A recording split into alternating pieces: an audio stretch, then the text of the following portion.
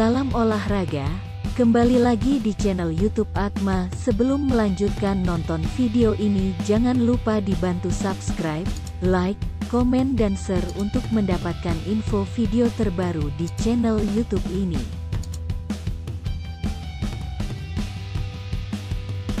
Duel klasik antara PSM Makassar dan Persebaya Surabaya bakal berlangsung di pekan ke-19 Liga 1.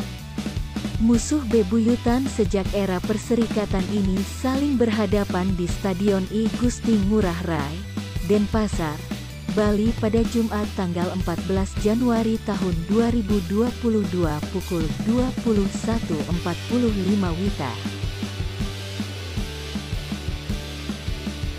Banyak yang menjagokan Persebaya keluar sebagai pemenang. Hal ini tak lepas dari tren positif diraih anak asuh Aji Santoso ini. Bajul Ijo tak pernah kalah di 12 laga. Terakhir menumbangkan Persikabo 1973 dengan skor 3-2 di Stadion Kapten Iwayan Dipta. Ditambah lagi, Persebaya sudah bisa diperkuat 4 pemain yang membela timnas Indonesia di Piala AFF 2020. Kendati demikian, PSM juga punya peluang besar memenangkan laga ini. Klub kebanggaan masyarakat Sulsel ini baru saja mengakhiri rentetan 7 pertandingan tanpa kemenangan.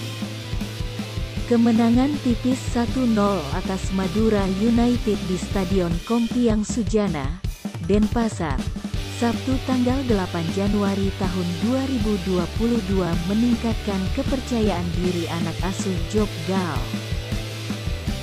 Willem Jan Pluim CS ingin melanjutkan tren kemenangan untuk kembali ke papan atas klasemen. PSM kini berada di peringkat 10 dengan 23 poin. Apalagi PSM menjadi salah satu tim yang berhasil mengalahkan Persebaya musim ini.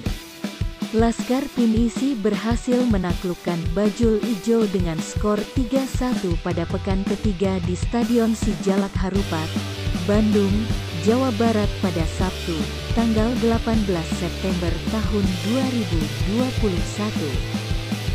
Berikut 5 pertandingan terakhir PSM Makassar vs Persebaya Surabaya.